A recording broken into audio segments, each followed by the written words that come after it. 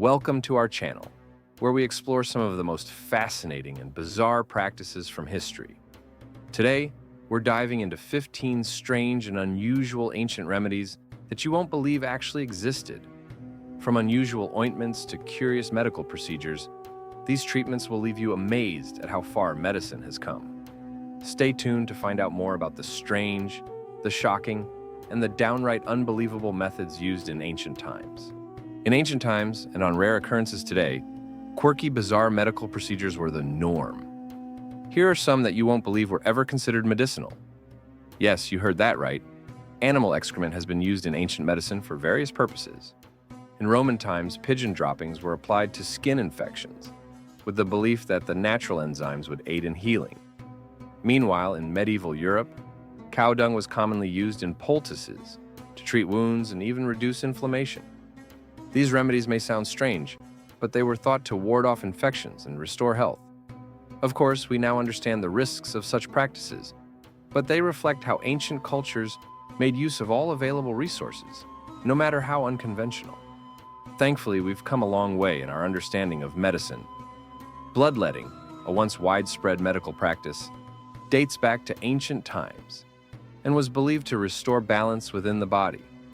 Civilizations like the Egyptians, Greeks, and even medieval Europeans used this method to regulate what they thought were the four essential bodily fluids: blood, phlegm, black bile, and yellow bile. Any imbalance in these fluids was believed to cause illness, from headaches to high fevers. Physicians would open a vein or artery to let blood flow, thinking it would cure the ailment. Notably, this practice may have contributed to the death of George Washington in 1799, as bloodletting was used extensively in his final days. Thankfully, as medical knowledge evolved, this dangerous procedure was eventually abandoned. Leeches played a crucial role in the bloodletting process, and throughout history, they have been used to treat a variety of ailments, from infections and skin disorders to dental issues and nervous system conditions, as noted by PBS. Their most fascinating quality, however, lies in their ability to prevent blood clotting by releasing special peptides and proteins that improve circulation around wounds. Even today, leeches remain relevant in modern medicine. Healthline.com highlights that leech therapy is used to treat conditions like cancer, arthritis, high blood pressure, and even heart disease. It's astonishing how such ancient practices still find their place in contemporary healthcare. According to the National Institutes of Health, drinking urine was a common remedy in ancient Egypt, Greece, and Rome, believed to cure a wide range of ailments. In both Indian yogic and Chinese traditions, urine was celebrated for its supposed healing properties. But the uses of this golden liquid extended far beyond medicine. As noted by Smithsonian Magazine, it was also employed as a cleaning agent, serving as laundry detergent, and even as a method for whitening teeth. While these practices may seem strange to us now, they were once considered effective solutions in everyday life. Ever feel like drilling a hole in your head might relieve a migraine? Surprisingly, many ancient civilizations believed exactly that. Trepanation, the process of drilling into the skull to treat pain and neurological conditions, was a common practice. Despite the risks, this primitive surgery often resulted in fewer fatalities than one might expect, even with the brain exposed. Evidence of trepanation dates back 7,000 years, with traces found in Greece, Africa, Polynesia, and even the Americas. Shockingly, the practice continued into the early 1900s. Luckily, today we have far safer, natural remedies for headaches that don't involve drilling into our skulls. One of the most bizarre and unsettling diet trends emerged during the Victorian era: the tapeworm diet. In pursuit of the perfect figure, women would swallow pills containing tapeworm eggs, hoping the parasite would grow in their intestines. The idea was that the tapeworm would consume a significant portion of what they ate, leading to weight loss while allowing them to indulge without restraint. Disturbingly, This dangerous practice still persists today, with individuals seeking tapeworms through dubious clinics and online sources.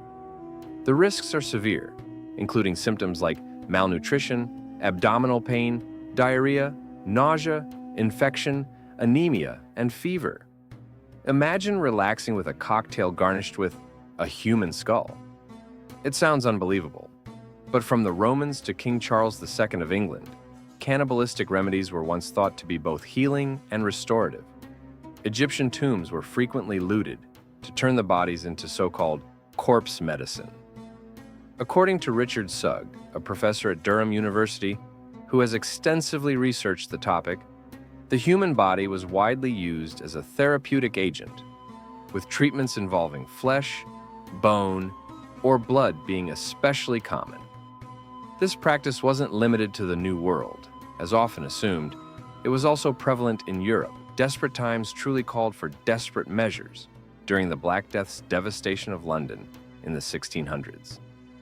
In a bizarre attempt to ward off the plague, physicians believed that inhaling strong bodily fumes could protect against infection. As CBS News reports, some residents went so far as to inhale the fumes of their own stored farts, or keep a foul-smelling animal inside their homes. Given the widespread destruction caused by the bubonic plague, it's clear that this unusual remedy was far from effective. Ancient Egyptians left no stone unturned in their quest for cures, even using a paste made from dead mice to treat ailments like coughs and toothaches. Meanwhile, in 16th century England, the treatment for warts was just as unusual. Mice were cut in half and placed directly on the affected area. Fortunately for mice, these peculiar remedies have long since fallen out of practice. Today, we understand mercury to be a highly toxic substance, with the Environmental Protection Agency warning of its neurotoxic effects, including vision loss, neuropathy, impaired coordination, hearing loss, and muscle weakness.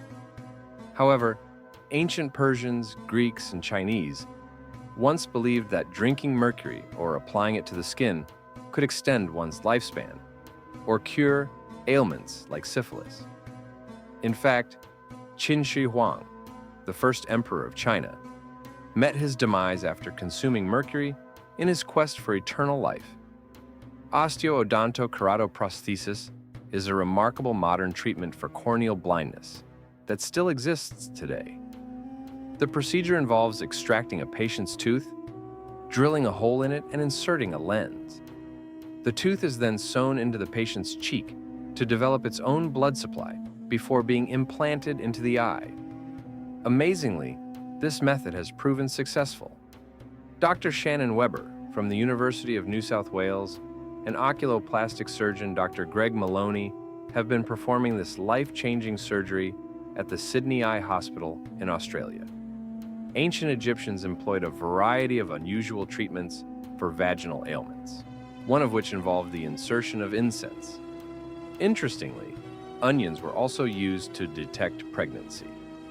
If the smell of the onion could be detected on a woman's breath the following morning, it was believed she was expecting. Given these practices, it's possible that incense served as an ancient form of air freshener for the sensitive area. In the 1840s, Prussian surgeon J.F. Diefenbach introduced a harsh and painful remedy for stuttering, the hemiglossectomy. This brutal procedure involved partially removing the patient's tongue, performed without anesthesia. Despite its cruelty, Diefenbach believed he was genuinely helping by stopping vocal cord spasms. Thankfully, today we have far more humane and effective treatments. The American Speech-Language Hearing Association now emphasizes the positive impact speech therapy can have on individuals with speech disorders. In the 19th century, it was surprisingly common to calm a fussy baby with a dose of codeine, opium, or even heroin, all packaged neatly in what was known as soothing syrup. This concoction was widely advertised as a miracle serum that would settle infants while giving exhausted mothers a much-needed break. Two druggists from Bangor, Maine, began producing the syrup in the mid-1800s, inspired by a family member who developed it while working as a nurse. Despite the eventual revelation of its dangers, the product lingered on shelves until the 1930s. Since before the Civil War, maggots have been used to treat infected wounds due to their remarkable ability to consume only dead tissue, leaving healthy tissue intact. This method has proven so effective that it remains in use in modern medicine. In an era where antibiotics aren't always reliable, these tiny fly larvae could potentially save lives. Curious about more age-old remedies? Read on to discover if these popular old wives' tales are fact or fiction. Thanks for watching. If you enjoyed learning about these bizarre ancient remedies, don't forget to like the video, subscribe to the channel, and hit the notification bell for more fascinating content. See you in the next video.